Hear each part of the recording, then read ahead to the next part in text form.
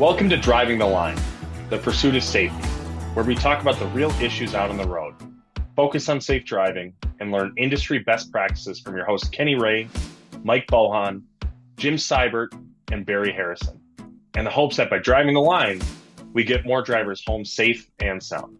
This podcast is made possible by Marsh McLennan Agency. Hello, everyone. Welcome back to Driving the Line, the podcast that's always in the pursuit of safety. I'm Jim Seibert, and I am joined with my friends and co-hosts, Barry Harrison, Mike Bohan, and Mr. Kenny Ray again. You got all four of us, and we're all happy to be here. Today, we're going to talk through episode 51.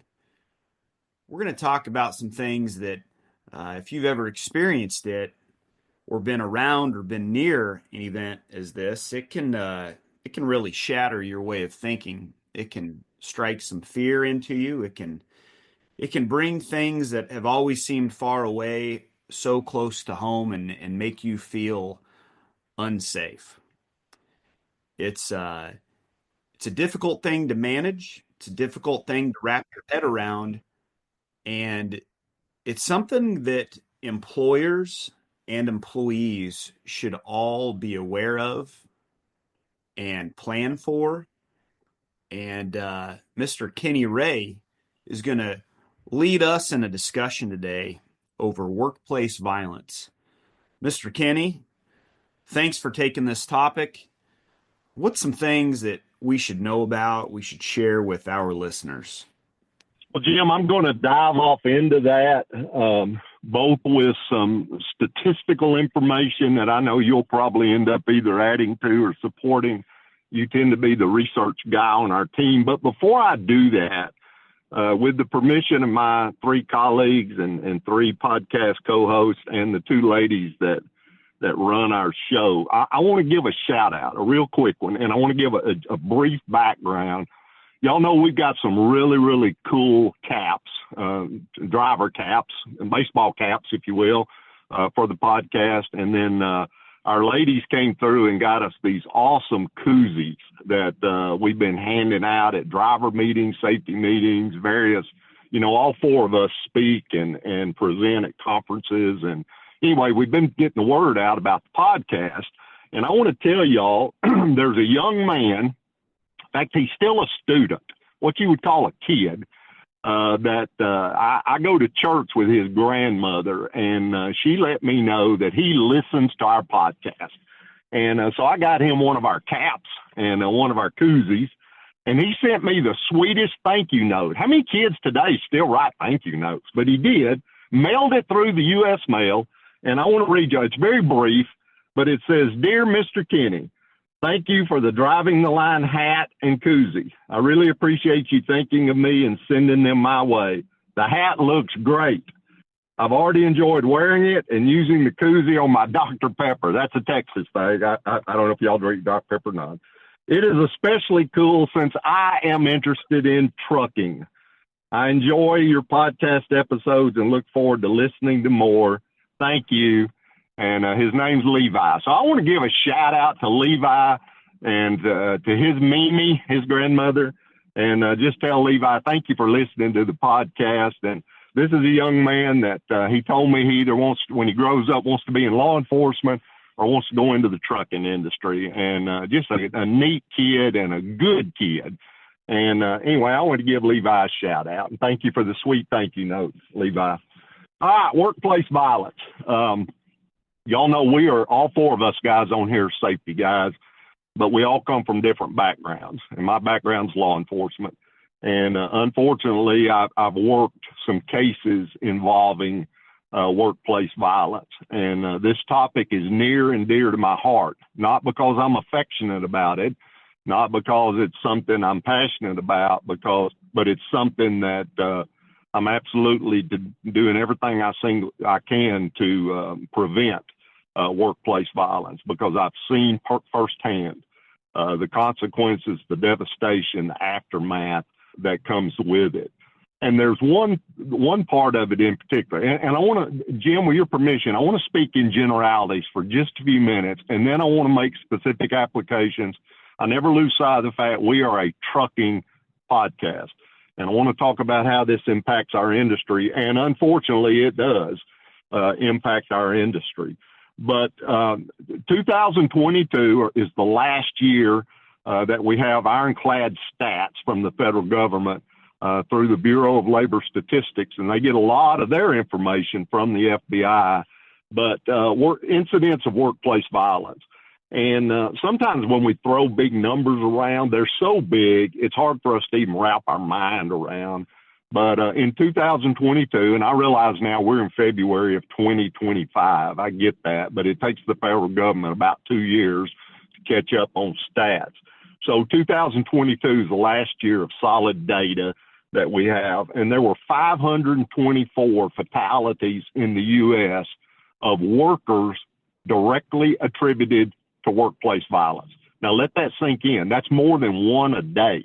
Now, and this is not school shootings, church shootings. You know, those are the ones that tend to make the news.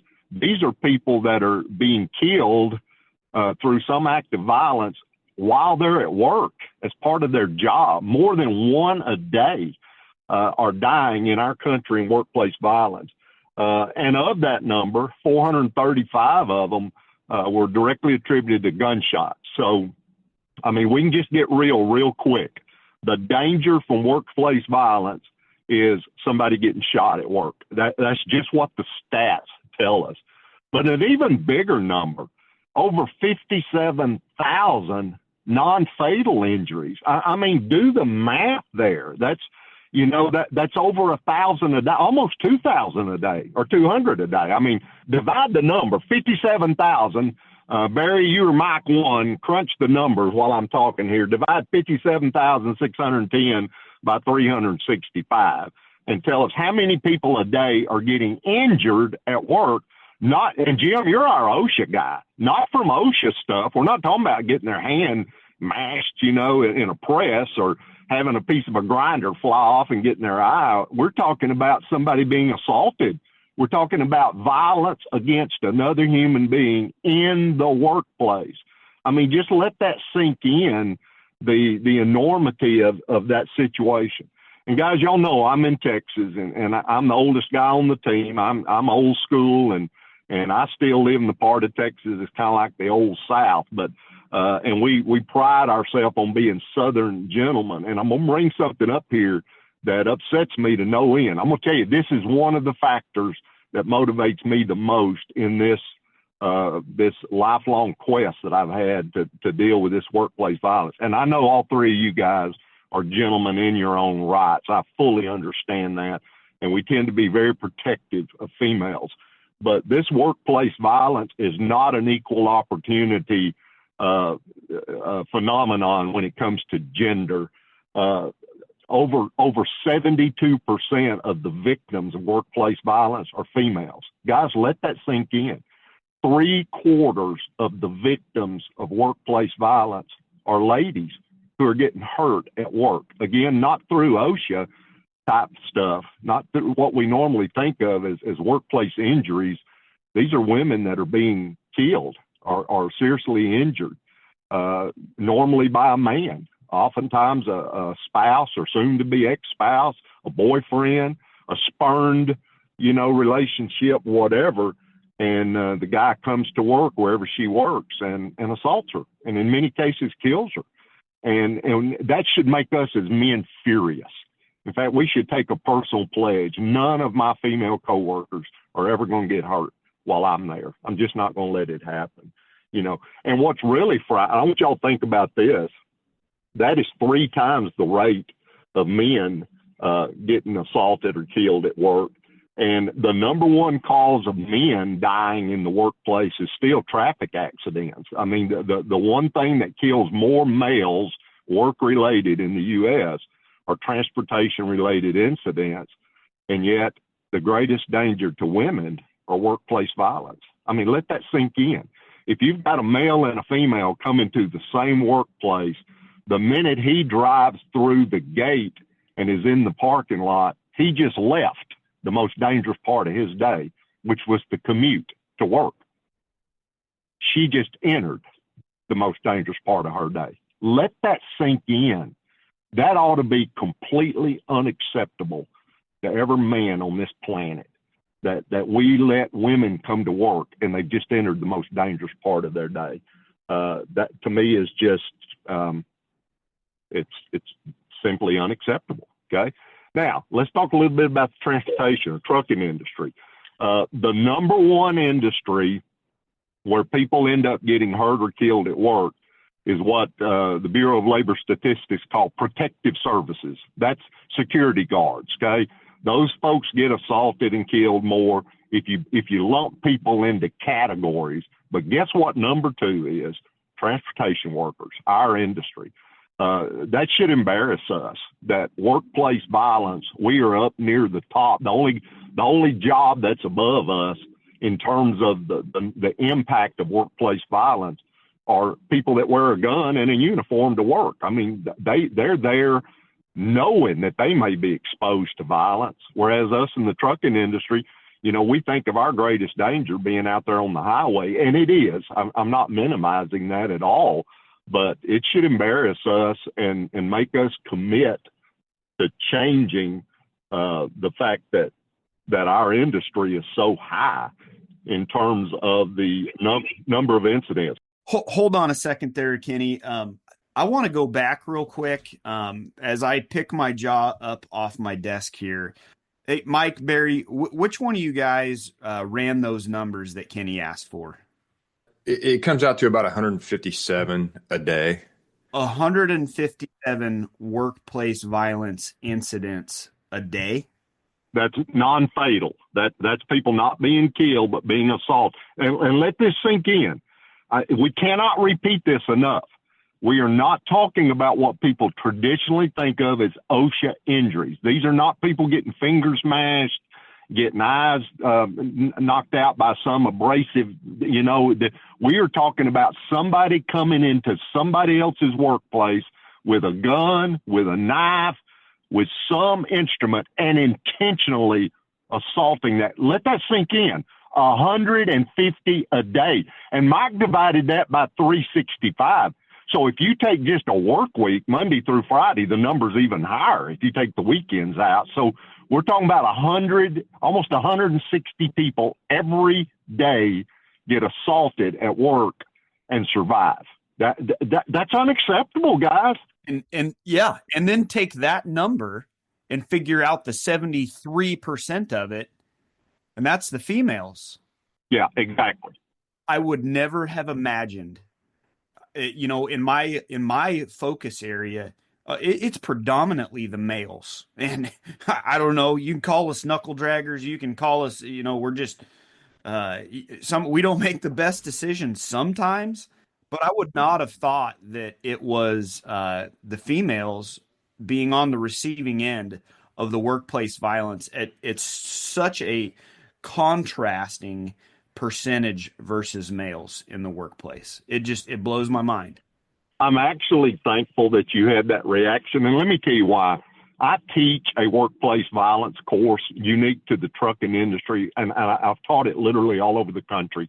And every time I bring that up, there is just dead silence in the room, dead silence. Two things. Number one, the females that are in the room acknowledge the fact that many times they feel scared at work, and the men are embarrassed. I always get 100% of the time, I get the same response, dead quiet in the room. And to me, that's a teachable moment that, again, for us as men, we should commit personally. I'm never, ever, ever going to let one of my female coworkers, one of my colleagues at work, be a victim. I will step in before I will let that happen. And let me tell you real quickly, because I've worked some of these cases. Let me tell you how they happen. What'll happen is there'll be an estranged relationship at home that has nothing to do with the job whatsoever. And she, the female, finally gets to the point she's tired of getting beat up. She's tired of being verbally abused. She finally reaches the point where she leaves. And what she'll normally do, it'll be a regular day. He'll leave and go to work, and she will have already arranged with a friend, a girlfriend somewhere, and she'll get her stuff and she'll leave. And he comes home, has no idea she's done it. And he can't find her. She doesn't answer the phone, doesn't take text. A lot of times there's alcohol or drugs involved. And over time, he just builds up a fury.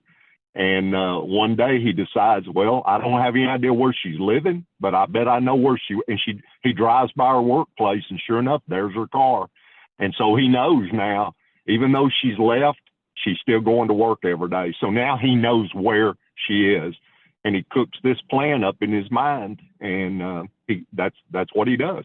He goes up there, alcohol, drug fueled, whatever you want to say. The cases I worked involved alcohol and drugs, so I'm telling you firsthand. And it had to do with the dissolution of a relationship that he was unwilling to let that be a civil act. And so the only place he could find her was at her workplace. So he brought problems from home into the workplace, but she ended up being the victim of it. And we see that happening over and over and over. That's why the numbers are so high for women. It's not that somebody comes into the workplace and just randomly says, well, I'm going to kill all the women here. It's normally a relationship that's gone bad, and it's an intentional, it's a targeted act. He's looking for somebody specific. Now, a lot of times he'll harm other people that are there, and then normally will harm himself. The cases I worked at, 100% of them, he killed himself after he assaulted her. So it's a very real issue. And at some point I want us to talk about, what we can do to prevent it. And that's a good segue right there, is that there needs to be enough open communication at work that if a woman, a female employee, feels that she's in danger like that, she needs to let somebody know.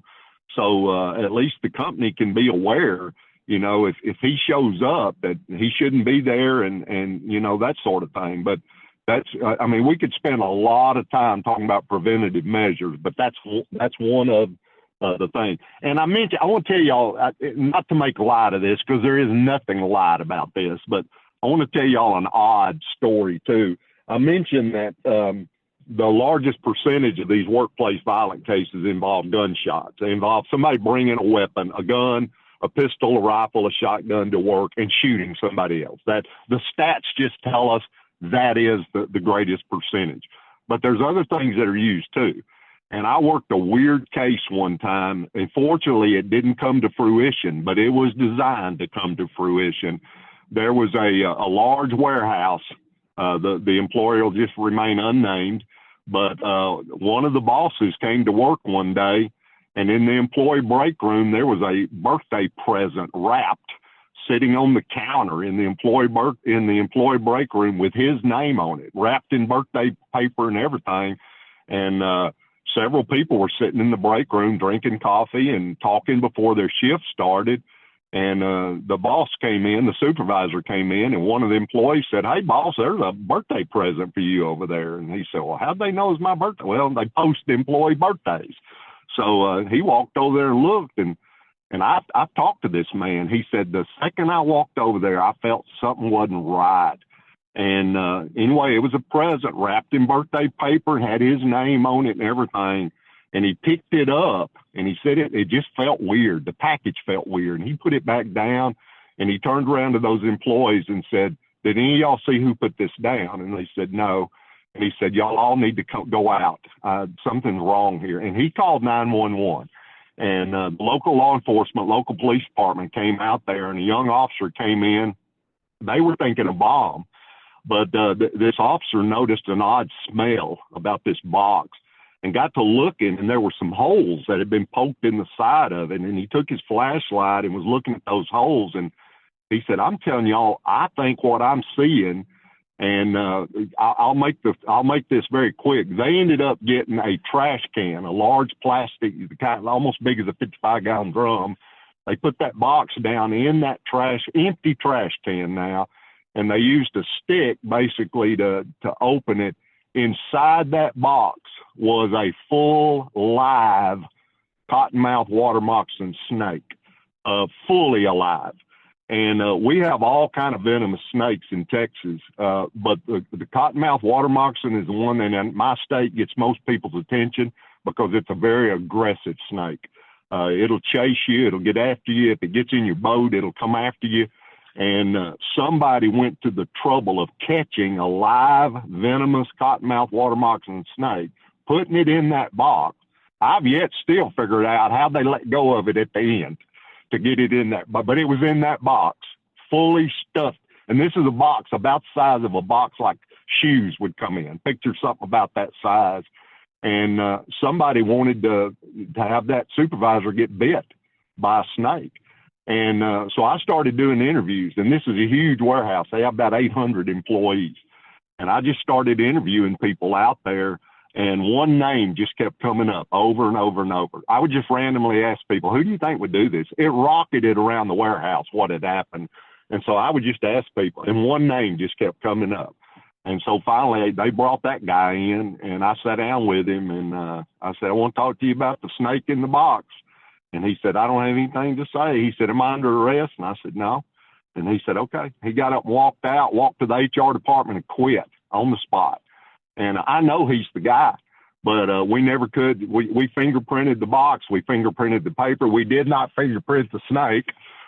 We took it to a local zoo. As far as I know, they still have it.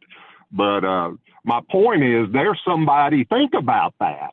They wanted to have their supervisor get bit by a snake. That's the kind of thoughts that, and I use that just as an example of how people just sit and stew about things and then decide they're going to commit an act of violence at work.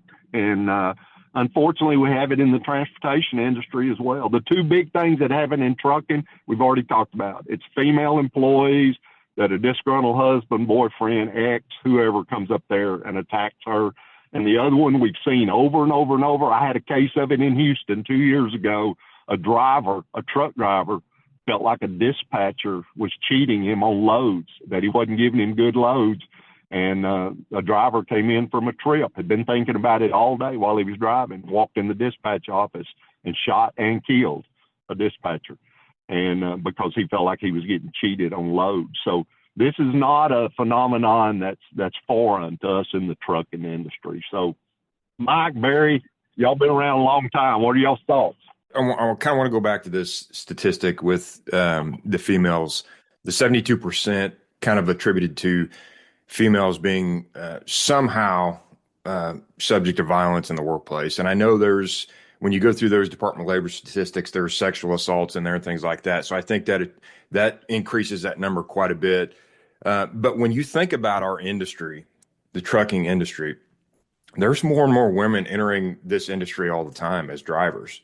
And there's a couple different places for us, if you're listening to us out there and you're sitting behind the desk as a safety director or an owner of a trucking company, you've got your facility there where workplace violence can happen, but you've got a whole bunch of employees that are out on the road, for weeks at a time. And workplace violence can happen out there on the road as well. That's your drivers, that's their workplace, their truck, truck stops, shippers, receivers, things like that. That violence can happen anywhere out there.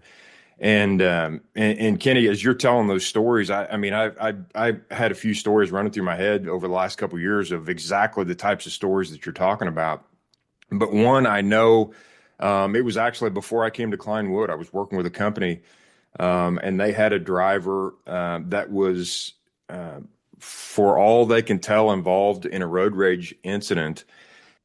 Someone ended up getting this truck pulled over, and from what they could tell, this other individual got into a fight with the driver, punched this driver, hit him in a way in the neck where it crushed his windpipe, and the driver ended up dying as a result of this on the side of the road. And they never did find the individual that caused this, but that's a type of violence out there that your employees are seeing every day. So when we're talking about this workplace violence in the trucking industry, and Kenny, you kind of alluded to this just a little bit ago, is how do we guard against this? What are you doing at your workplace that's protecting your employees? What kind of processes, procedures, things like that you've got in place that you're doing to protect your drivers out on the road? I think that's something that we kind of need to work towards when we're thinking about this stuff, because as I said, Kenny, as you were going through kind of talking about some of the things that you've seen in the past, it was just bringing to mind some things I'd seen. It's like, well, how do you guard against it? And one of the areas that I'd thought of is I was at a state association. It was a truck driving championships. It was a state association truck driving championship, and it was exactly what you described. There was a husband that was coming because he was upset with his soon-to-be ex-wife. And the reason I even bring that up is because as soon as we found out about that, there was a plan in place. And the facility where we're at had a plan in place. And we contacted law enforcement. There was a plan in place. And that's one of the things that I would recommend is don't just let this, as you listen to this topic, oh, those are stories that happen out there in the world. No, they can happen anywhere. So it's important to have the discussions and start getting a plan in place to know what to do if you feel like there's going to be a problem.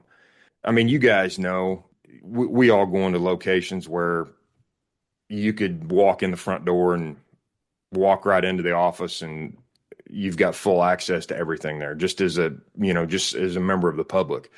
Well, some of my companies are like that. Some of them aren't, but these are things you need to think about when you're protecting your folks. And it's too important of a topic to just say, well, it's, a lot of rural areas out there. It will happen to us. It truly could happen anywhere. That 157 per day of non-fatal workplace violence acts, that's a lot of folks that are getting physically assaulted, sexually assaulted, harassed, whatever the case may be. That 157 per day, not counting the folks that are losing their lives. It's a serious thing, and it can happen anywhere. I was just going to say, Mikey, you bring up something there that I've been wondering, and that's the demographics. I would like to see across the United States a pattern of where it is, and I'm sure that it's a population driven thing, but the density of where some of these events are happening. And I think that I would be surprised again that it's not just big cities. It's going to be spread out.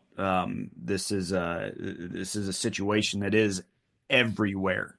Well, I'm just thinking, and let's start making some applications now unique to our industry, because Mike brought something up about many trucking companies. You can just pull up. They don't even have a fence. They don't have a gate. So you have immediate access to the grounds. You park right in front of the building. You get out, you walk up and open the door, and you step in to the workplace. And normally there's an administrative assistant. Some people still call them secretary. There'll be a young lady there answering the phone, greeting people, and she don't know you from Adam. And within 5 seconds, you are in her workspace. So imagine if you had nefarious thoughts, how quickly that person could become a victim. I know we are in February of 2025, but Jim, you and Barry and I had an opportunity at the tail end of last year. We went to one of our really good clients, and all three of us did a safety program for them, and they had controlled access at their door. You had to be buzzed in. I mean, we pull up in their parking lot, but you walk up to their door and you can yank on it all day long, and it ain't gonna open until they let you in there. And so there's some simple things, all the way from a fence and a lock gate to controlled access doors. There's ways we can physically harden our facilities. So the owners of trucking companies, safety directors that are listening to us, think about your local yard, your local terminal. What could you do to make that facility safe in and of itself? And then how do we keep our people safe? And there's two main ways. Number one is policies, where you have a zero tolerance for any kind of workplace violence. So you don't put up with bullying. You don't put up with harassment. You just don't tolerate that stuff. You have policies in place. And then you do training with employees. And we always give Jim credit as being our OSHA guru. But, we've talked at length before about how trucking companies are under OSHA regs, particularly when it comes to emergency action plans. And we always think about fire and weather, but our emergency action plans ought to also include workplace violence. How do we keep it from happening? Do we train our employees? Do they know what to do if they hear gunfire? That's something that we need to be proactive about. And one reason I bring this up, and I'm going to stop and let the three of you guys talk because I've talked way too much, but I want to leave, particularly the owners of trucking companies that may be listening to us, I want to let you know from a monetary standpoint how devastating one of these acts can be to your business. Not so much, I'm not going to give you any stats on dollar losses, but I want to tell you, many business they plan for business continuity, meaning if the current owners decide to leave, retire, sell the business, die, whatever, how does the business itself keep going on? And they think about that more from a long-term standpoint in terms of years. How do we continue the legacy of the business? But I want you to think about business continuity on an hourly or daily basis, because I've investigated workplace violence situations that have occurred at a business. And what will happen is the second it occurs, everything there stops in terms of normal business operations. And the second law enforcement shows up, the owners of the business just physically lost control of the business. Because what's going to happen, law enforcement is going to go through the business. They're going to get everybody that's not related to it out. They're going to try to arrest or take care of the bad guy if he's still there. And then people are going to show up to help the victims, whether that's EMS or if there's a fatality, a coroner's office or whatever. But at some point, investigators, detectives are going to show up. They're going to get a search warrant, and they're going to physically take custody of your business until they're through with that investigation. And I've literally been at some where we maintained on-site presence for 72 hours. Now, I'm going somewhere with this, and all three of you guys on the podcast, y'all are smart men. Imagine any business you know of, if every employee had to get up without any notice whatsoever, walk away from their desk. You can't log out of your computer. You don't even have time to grab your purse or your cell phone. You simply run out of the building, and for 3 days, you cannot get access to your cell phone, the business itself, the building. You can't get access to the computer systems. And so I ponder when owners of businesses think, well, that may not happen to me, but if it does, what would I do? Can you run your business for 3 days if all of a sudden you're denied total access to every IT system, every file, every item you have inside your building? Could you still run that business? And what makes it more complex for a trucking company, imagine you got 100 drivers and the incident takes place at the terminal or the office, and those 100 drivers are out on the road and they're trying to call dispatch and nobody's answering the phone. So my point is, Mike brought up planning. I want to propose to you, if for no other reason you do planning, it's to maintain business continuity. If you're wanting to do it purely from a pragmatic standpoint of keeping your business running, you better have a plan in place if something like this happens of how are you going to maintain operations. And I've seen businesses that couldn't, and I know some businesses, and Barry, you've been in the trucking business a long time. There's some businesses that they run 3 days without revenue, they're out of business. So guys, we could probably talk about this topic all week long and get down at all the different granular levels. But I just wanted to talk about enough things to get people interested. If nothing else, they'll reach out to their safety professional, to one of us, and say, hey, let's go have a cup of coffee or a glass of tea and talk about this. What should I be doing in terms of planning for workplace violence? Yeah, Kenny, you mentioned I'd been in the industry for a long time, and I wanted to just share with our listeners and remind you guys that I'm a graduate of Oklahoma State and studied psychology. And, when we talk about, I'll start off by when we talk about this training aspect, one thing I wanted to bring up is, on the training side, one thing that I'm a real believer in, that you need to involve your local law enforcement. So if something like this would happen, I encourage everyone to have that local law enforcement come in when you're conducting training and do some type of assessment, because not only are they assessing your facilities, but they're also familiarizing themselves with what they could be coming into if an incident would occur. If we do have an active shooter, it is very invaluable for that law enforcement agency to know exactly what they're walking into. The other thing I wanted to share is a free government sponsored program. And I wanted to ask the three of my co-hosts, when you guys hear the phone number 988, what do you guys think of? It's nationally known as the Suicide Prevention Hotline, but what it's actually been kind of evolved into is a crisis prevention helpline as well. So I want to encourage all of our listeners, if you have time, go to the website www.usa.gov, and one of the keys here is this 988 crisis prevention lifeline. It's been traditionally known as the suicide prevention hotline, but they've got some really good resources on there to how to find a mental health facility, warning signs for loved ones and family members, tips for talking about mental health, and what recovery can look like. So when we think about these things, we talked a little bit earlier about prevention, and guys, this resource is invaluable. If you know the signs, if someone's looking a little withdrawn from work, they're not acting like themselves. I talk about it a lot, and I'm a real big believer. Be your brother's sister's keeper. Reach out, see what's going on. Sometimes it's as simple as asking a few questions, and you can get tips on how to bring up any kind of mental health talk.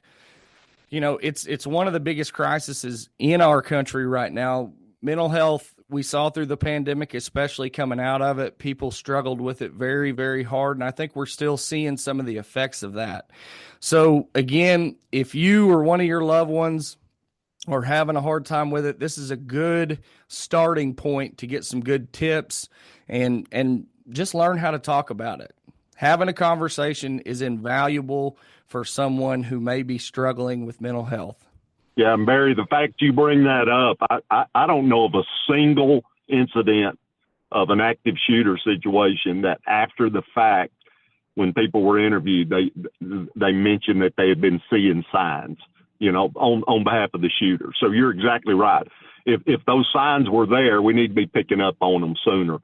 Jim, I want to leave you with two things, and I'll be done, and you can close us, or Mike can close us. But if nothing else this conversation has done, I hope the owners of trucking companies and safety directors will reach out to somebody that has some expertise in this area, whether it's your local law enforcement, a safety or security professional, and at least have a conversation about this topic. That's the main thing we wanted to do, was just openly discuss things so that trucking companies could say, hey, what would I do if that happened? So we want to generate that conversation. The other thing is this. I told y'all I teach a course on this all over the country. One thing I do, I show a little video called Run, Hide, Fight. And it's not the only method, but it is one method of showing your employees what to do. And of all things, this video called Run, Hide, Fight was developed by the city of Houston, Texas. The city government took a Homeland Security grant. They hired professional actors and a professional production company, and they spent a lot of money. It's very high quality. It's well done. And then they put it in the public domain. They just let anybody who wants to use it. There's no cost. There's no nothing. You don't have to get a copyright permission or anything. And I just encourage employers, if you do nothing else, bring your employees in and let them watch that video, Run, Hide, Fight. And I use it every single time I teach workplace violence prevention, and it is a very, very good tool.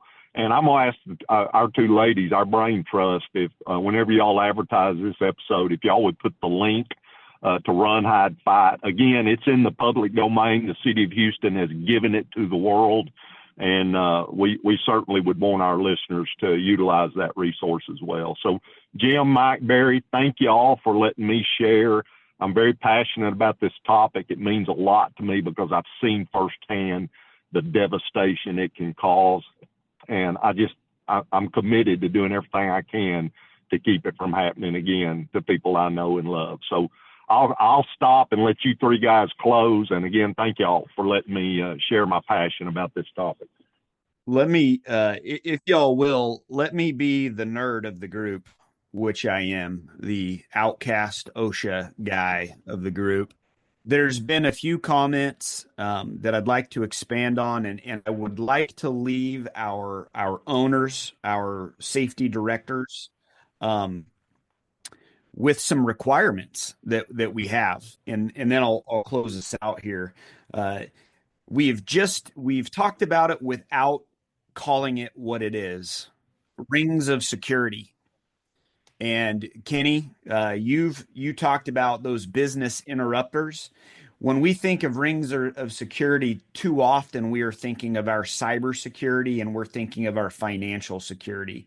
Rings of security is the example you shared with controlling the door, controlling of who enters and gets on our property. And I'm going to provide you some resources to go to expand your business acumen about rings of security, and that'll be linked with the podcast here. Barry, you made an excellent point.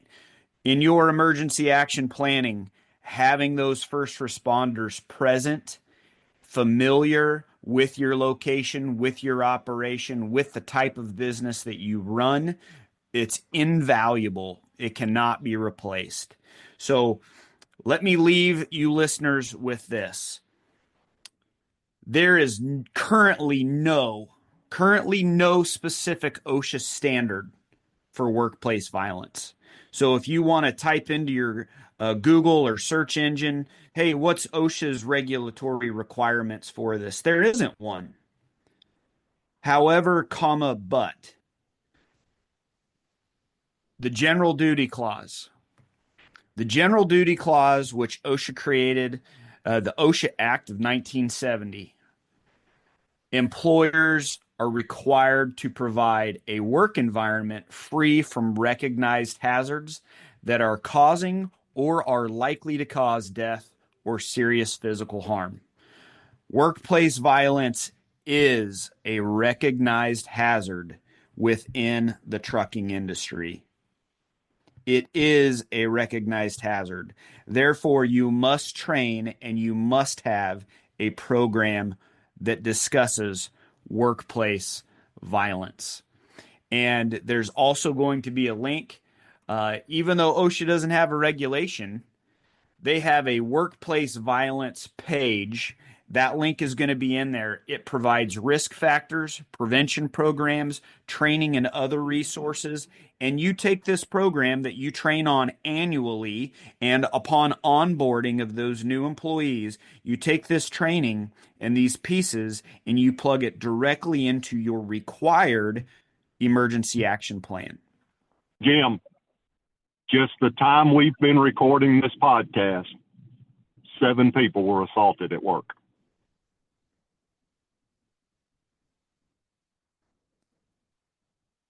That's not a scheduled pause, folks. That's reality setting in for us sitting here looking at each other across the computer screen. Unfortunately, we all have to feel that right now. So think about this. Use the resources that we're plugging in. And this is too broad of a topic. It could branch and rabbit hole and finger off and branch off into many different avenues and discussion points. And this is something that obviously we care a lot about. And it's obviously something that we put enough importance on that we put it into our podcast schedule. There's so much. Please, please, please contact us. We are not hard to reach. If you've got additional questions, reach out to us. We always encourage you to go listen or go reach out to your trusted consultation service or consult provider. Reach out to them And I've got a feeling that there's going to be a part 2 to this at some point. And maybe it's not part 2. Maybe we're just expanding more in a future episode and maybe getting into some the weeds of what would a good workplace violence prevention program, what would it look like? And we get specific talking about, a trucking company. To our listeners, thank you for bearing with us through this pretty difficult topic. And gentlemen, Mike, Barry, Kenny, thanks for being a valuable part of the team and always contributing so much. Ladies, Aaron, Amanda, thanks for bearing with us and doing all the hard work. We will catch you guys next time on episode 52, where we discuss ATRI findings. Take care. That's all the time we have for this edition of Driving the Line, the pursuit of safety. We hope you enjoyed our discussion, and thank you for listening. You can rate, review, and subscribe to Driving the Line, the pursuit of safety on Apple Podcasts, Spotify, YouTube Music, or any other app you're using. You can also follow Marsh McLennan Agency on LinkedIn, Facebook, and Instagram. Until the next time, thanks again for listening. Drive safely, everyone.